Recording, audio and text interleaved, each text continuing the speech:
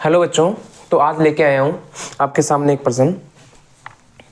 ये मुश्किल से ऐसा ही प्रश्न आता है परीक्षा में, और मैंने भी 10वीं की थी ना, तो ऐसा ही कुछ प्रश्न आया था। वो रूट 3 वाला आया था, ये रूट 5 वाला है।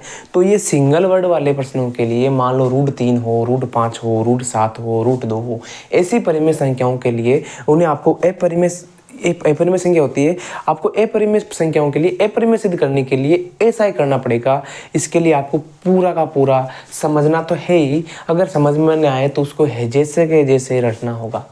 वैसे तो समझ में आ ही जाएगा, लेकिन नहीं आए तो ये लाइन तो आपको रटनी ही पड़ेगी। डायरेक्ट जैसी भी लिखी हुई है वैसी की वैसी लिखनी पड़ेगी, तो आपको पूरे में से पूरे नंबर पक्का मिल जाएंगे। क्योंकि यही होता है, ऐसा ही करना पड़ेगा इस प्रश्न को, और कोई दूसरा तरीका नहीं है। भाई जोड़ बाकी गुणा भाग में हो तो क्या दूसरा तरीका समझा दे, लेकिन इसमें यही तरीका है। इसलिए आपको पूरा परफॉर्मा बोर्ड पर लिखा हुआ है, आपको समझा दूंगा कैसे करना है। एक प्रश्न तो ये है। एक अगले वाला प्रश्न है जो प्लस माइनस वाला है, उसमें ज़्यादा नहीं है, वो उतना सा होगा, लेकिन इसमें सिंगल वर्ड वाला है इसलिए बड़ा होगा। ज़्यादातर आपके यही देखने को मिलेगा। तो फिलहाल के देखो, लिखा हुआ है रूट 3 एक अपरिमेय संख्या, आपको ये सिद्ध करना है। ठीक है, सिद्ध करना है कि रूट 3 एक अपरिमेय संख्या है। तो कुछ नहीं करना आपको सबसे पहले मानना है। क्या मानना है? इसके जस्ट उल्टा। अपरिमेय का उल्टा क्या होता है? परिमेय संख्या। तो आपको मानना है, माना रूट 5 एक अपरिमेय संख्या है। मान लिया तो मान लिया। अब अपरिमेय संख्या की शर्त क्या होती है? परिमेय संख्या की शर्त क्या होती है कि परिमेय संख्याओं को हम p/q के रूप में लिख सकते हैं। p व q दोनों क्या होते हैं? पूर्णांक होते हैं। और q बराबर नहीं क्या होता है? 0 नहीं होता है। ये चीज़ हमें पता है और ये चीज़ हमें पता है, तो ये मैं लिखनी है, लिख लिया। अब p/q ये लिखा हुआ है बराबर q। इसे क्यों लिखा? क्योंकि हमने क्या माना है, एक परिमेय संख्या है, तो इसके बराबर लिख लिया। p व q को उभयनिष्ठ गुणनखंड से विभाजित करने पर, कहने का मतलब है कि p व q में किसी भी एक संख्या का, मान लो p व q का मान 6/10 हो, तो इसका मतलब p और q में 2 का भाग आसानी से जाता है। तो इसका मतलब है p व q को हमें किसी उभयनिष्ठ गुणनखंड से हमने विभाजित कर दिया, तो हमें क्या प्राप्त हुआ? a तथा b प्राप्त हुआ। अब जो a व b हमने दोनों जो प्राप्त किए वे दोनों क्या है? सहभाज्य। सहभाज्य का मतलब है इन दोनों में अब आपस में किसी संख्या का भाग नहीं जाता। ये मान लो अगर 3 है, ये 5 है, ये 6 है, तो ये 7 है। आपस में किसी संख्या का भाग नहीं जाता, कोई उभयनिष्ठ संख्या का भाग नहीं जाता है। आगे देखो, रूट 5b बराबर, इसका पक्षांतर कर दिया हमने, रूट 5 को 20 से गुणा कर दिया, a बराबर a लिख दिया। अब दोनों तरफ हमने क्या ले लिया? वर्ग ले लिया। 5b² बराबर हो जाएगा a²। 5 इधर किस में है? गुणा में, इधर भाग में चला जाएगा, a²/5। अब यह लिखा हुआ है 5 a² को विभाजित करता है। अगर 5 a² को विभाजित करेगा, मान लो यहाँ पर a² का मान 100 हो, तो 5 a² विभाजित करेगा, तो 5 a को भी विभाजित करेगा, चाहे कोई सी भी संख्या हो। मान लो a² को 5 विभाजित करता है तो a को भी विभाजित करेगा। तो मान लो विभाजित किया, तो यहाँ पर क्या प्राप्त हो गया हमें? a का मान क्या आ जाएगा? c। ये 5c आ जाएगा। विभाजित करेगा तो a बराबर हो जाएगा 5c, क्योंकि a 5 द्वारा विभाजित किया गया है। ये लिख दोगे आप। अब आगे कुछ नहीं करना है, जैसा किया है वैसा का वैसा। a का मान समीकरण इसमें लिखना है वापस, 5b + a²। मम्मी किसका मान लिखना है? a का मान लिखना है। लिख लिया a का मान। 5b² बराबर हो जाएगा, a का मान लिख देंगे 5c² हो जाएगा। 5 का स्क्वायर हो गया 25, c का स्क्वायर हो जाएगा c² हो गया। अब c² बराबर 5 का डिवाइडेशन b में चला जाएगा, b²/5 हो जाएगा। अब जो लाइन हमने यहाँ लिखी है वो q लाइन हमें यहाँ लिखनी है।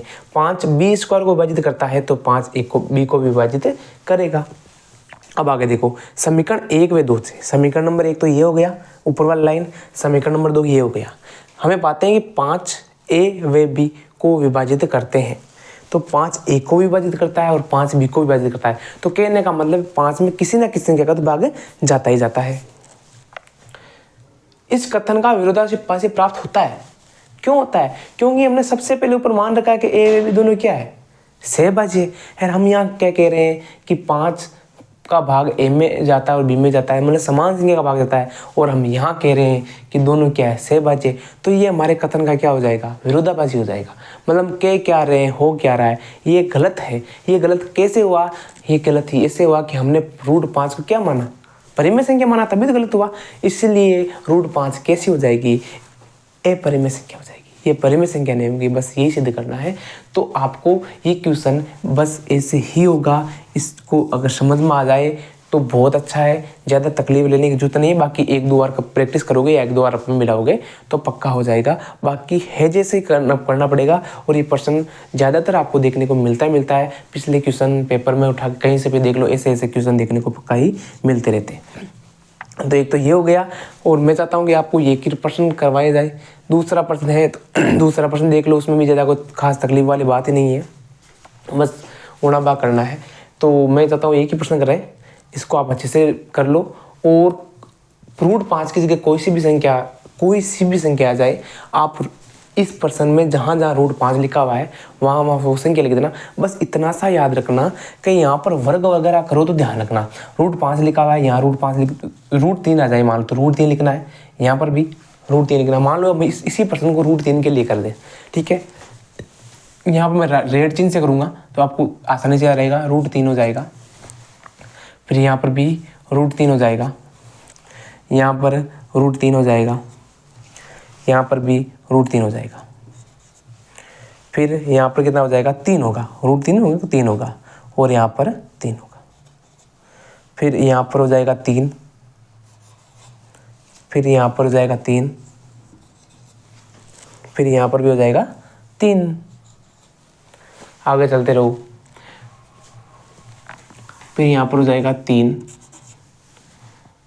फिर यहाँ पर 3 का हो गया ना, तो यहाँ हो जाएगा 3, यह बच जाएगा 3b², यहाँ हो जाएगा 9c²। 3 का भाग इसमें चला जाएगा 3 बार। फिर यहाँ हो जाएगा 3, यहाँ हो जाएगा 3, और यहाँ हो जाएगा 3। बस ये प्रश्न हो जाएगा। बाकी कुछ चेंजेस करने की ज़रूरत नहीं है। बस इतना सा याद रखना है आपको कि इसके प्लस में अगर 2 प्लस ऐसा प्रश्न आ जाए 2 प्लस रूट 3, तो थोड़ा सा फर्क करने की ज़रूरत है। आपको प्रश्न इतना सा ही करना है, आगे कुछ नहीं करना है। अब ये 2 प्लस है, ये इधर आ जाएंगे, ये प्लस में है तो इधर माइनस में आ जाएगा बस, और ज़्यादा परिवर्तन करने की ज़रूरत नहीं है। तो मैं तो यही कहूँगा कि आप सिंगल वर्ड वाला ही रटें, कुछ करने की ज़रूरत नहीं। ऐसा ही प्रश्न आपको देखने को मिलेगा, 100% वही देखने को प्रश्न मिलेगा। तो इसी के साथ आपके ये पहला रियल्स नंबर चैप्टर वाला है वो चैप्टर यहीं पर ख़त्म होता है। अब हम कल से वापस कोई नया चैप्टर स्टार्ट करेंगे। तो तब तक के लिए सत श्री अकाल, जय हिंद, जय भारत।